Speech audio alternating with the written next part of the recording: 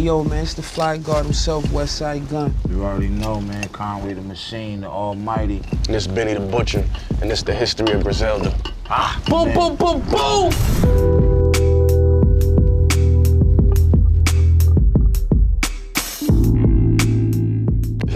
This is my brother, this is my cousin, you know what I'm saying? Like, since the beginning of time, man, you know what I'm saying? For the people that don't know, man, I was in the hospital when this man came out the pussy, man. This shit goes way our whole life, you know what I mean?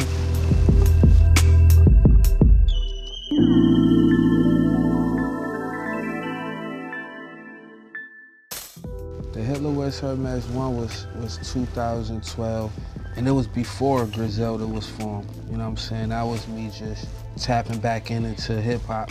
Before that, I really haven't rhymed for like 7 years, you know what I'm saying? So it was just like, let me just try something. And that's when, you know, bro was still recovering, you know what I mean, from being shot. And I just wanted to just tap in and, you know, that's what happened. But I didn't start Griselda to maybe Hitler 3. Me and bro did Hall and Nash, you know what I'm saying? And that was just the beginning of Griselda, me and bro doing that.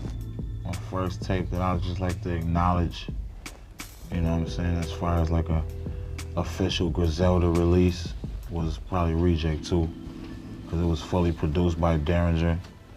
You know what I mean, we worked on it, executive produced by bro, and just the three of us put that shit all together. Like, you know what I mean? We just was all in the same room, so to speak, kind of building that shit from scratch.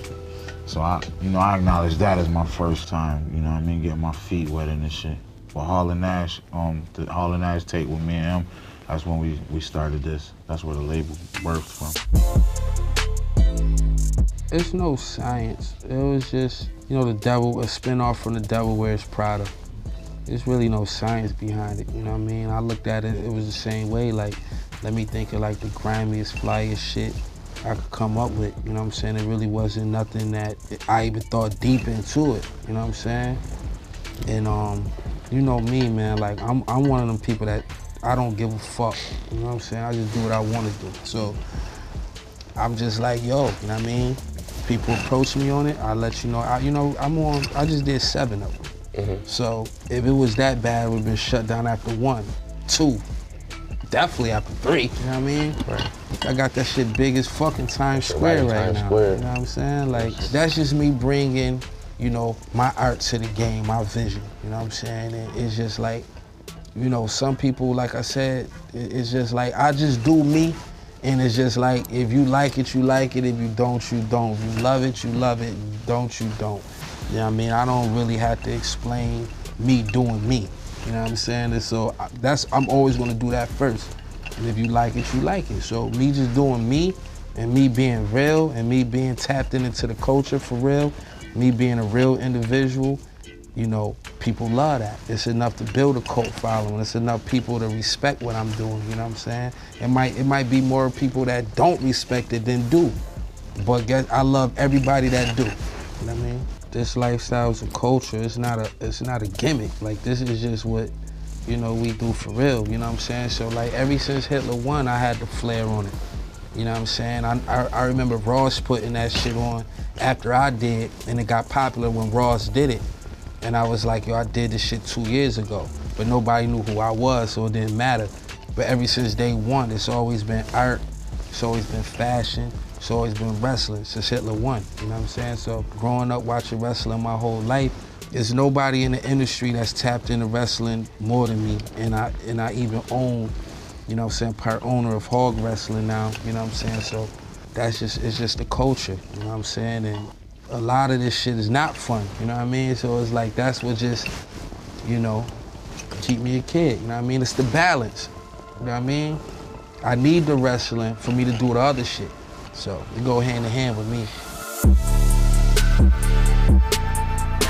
You know, this was years ago, and you know, we was doing what we was doing underground, and you know, Big Ghost had like a good, you know, following, you know, just blogging, you know what I'm saying? And people was respecting what he was saying. He really didn't bite his tongue. He was just on some like you know what I mean, whatever type shit. So I respected his views on a lot of things, you know what I mean?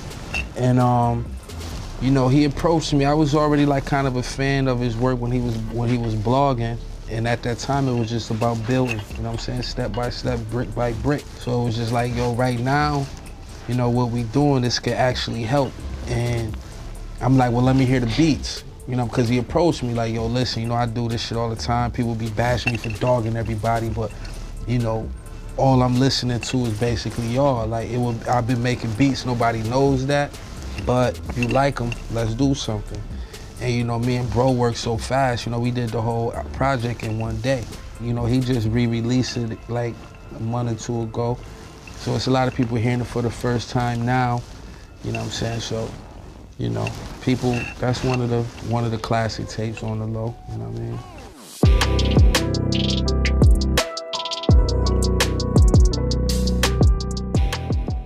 Like before I got shot, I was, you know, doing music and more projects, and I, you know, I was serious, but I don't think I was as serious as I needed to be. Like at that time when I was rapping and doing music, I was living in Atlanta, you know what I'm saying? And my brother, he was managing, like, you know, he always been behind the scenes and just on that type of time in the music game. Like, he like, I'm gonna just push your shit in, you know what I mean? And have your shit, we gotta get this shit where it need to be or whatever. And so he was behind the scene. We was on some like Jay and Biggs, Burke type shit, you know what I'm saying? And then that's when I ended up going back. I ended up getting shot, you know what I mean? But when I'm, you know, just being shot and going through all that and shit, and just seeing where I'm at now and how I do things now and how I do business and handle all this shit now, is like, I realized that I wasn't serious.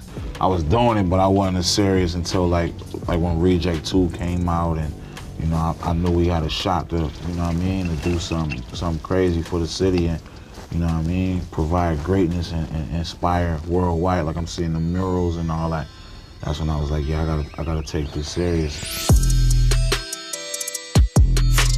My first Griselda project was Butcher on Steroids. You know what I'm saying? That came, I signed my Griselda contract earlier that year. You know what I'm saying? But I was with Reject 2 though. I was getting love from Reject 2. You know what I'm saying? And really around that time, I was on my way under the umbrella. Griselda Records is a version of what we've been doing all our life. Street entertainment and everything else. So I really wasn't fully under the umbrella as far as paperwork and business-wise, but that's when I got 3 features from him, and he really teaching me, you know what I'm saying, how to do everything, you know what I'm saying, on my first brick. But Butcher on Steroids was my first, you know what I'm saying, executive produced by Wes and everything. Tend to Talk 1 came out in 2004. I was on house arrest, staying in the house. That was my first time like fucking around with studio equipment and shit. That's when the first time I guess people know that I was like, you know, that I had a special love for, that I can go off on my own and do something. And Tend to Talk 2, that was the year after, 2005, and that was really like I said, Griselda is really, we used to be street entertainment.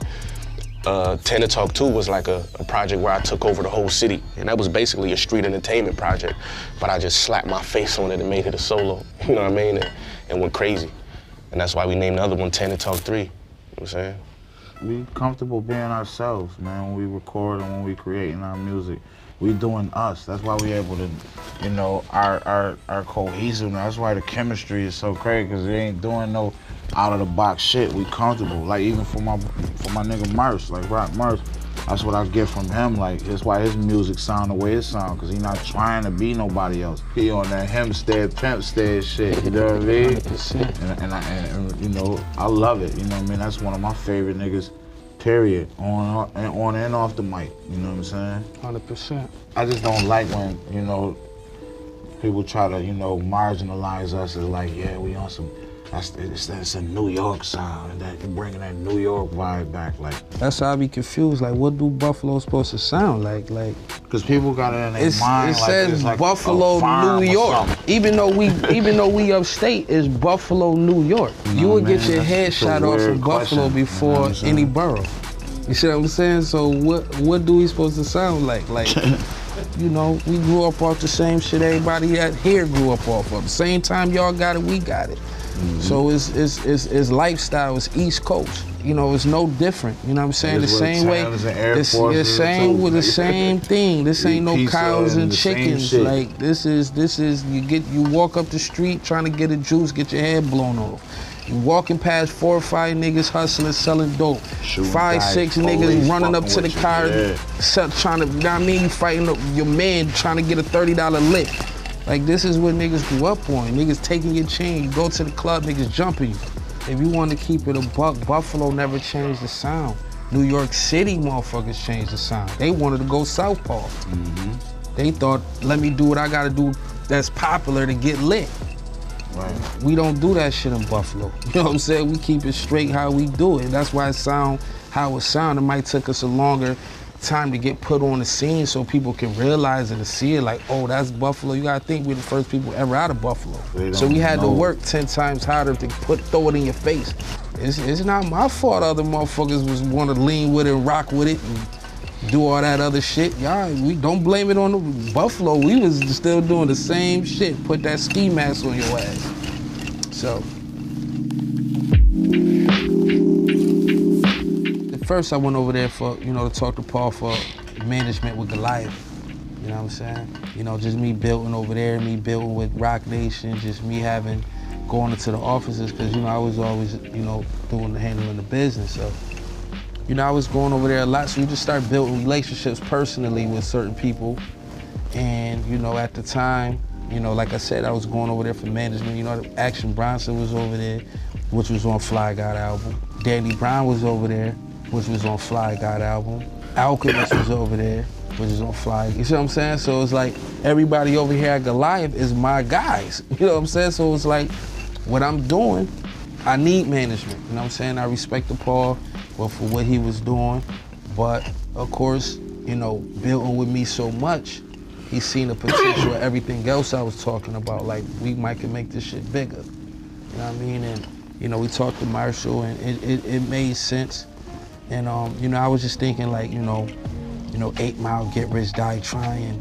You know what I mean? Like not taking nothing away from them, but you know, we've been through some real shit. You know what I mean? Like, you know, it's a blessing that we up here right now, because if you really knew like the actual real Griselda story, you would be amazed. It's probably one of the greatest hip hop stories of all time. And that was a big part of going over there, because they were into like film and they dealt with controversy, you know what I'm saying, all the things that Marshall went through.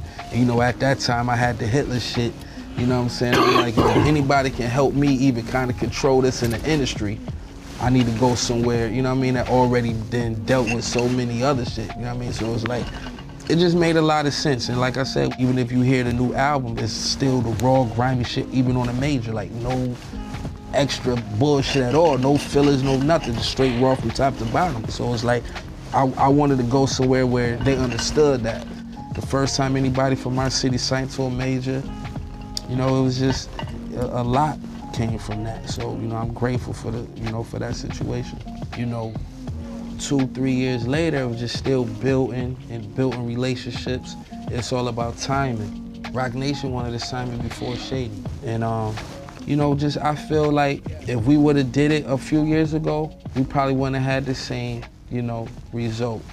But like right now, it was perfect time. It's always about timing, you know what I mean?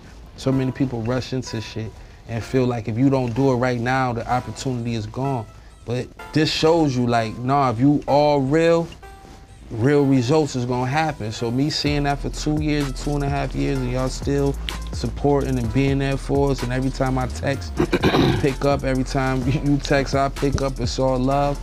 It's like, yo, this is the time is right, you know what I mean? And let's do it, you know what I mean? Because you didn't already, you know what I'm saying, proved your point of who you are, so like, let's prove the point of who we are, and let's just make this a marriage and do what we do. So it's been love, it's been rolling ever since. You come across these dudes and the work that they've been putting in, selling out the vinyl, selling out the merch, and the co-following that they garnered, you wouldn't think that another third person about to do the same thing, you know what I'm saying? Even if they told you, you wouldn't think so. Wes bringing me around and like, yo, it's my little cousin, he the illest nigga, you know what I'm saying? A couple niggas like, yeah, all right, you know what I'm saying? Until they got to dig deep. I knew I had the full support and I knew what we was about to do, so I feel like, yo, I'm the sleeper. At the Griselda shows, man, times they scream the words to the top of their lungs. It's like the fans like want you to, cause you on stage, you got the music playing behind you, you got the mic, you can hear yourself, but you can know the fans, they want you to hear them singing your song back to you. They want you to hear, so they looking at you, they screaming that shit loud as they could. You know what I'm saying? I always call it a zoo. Griselda shows it's a zoo. 100%.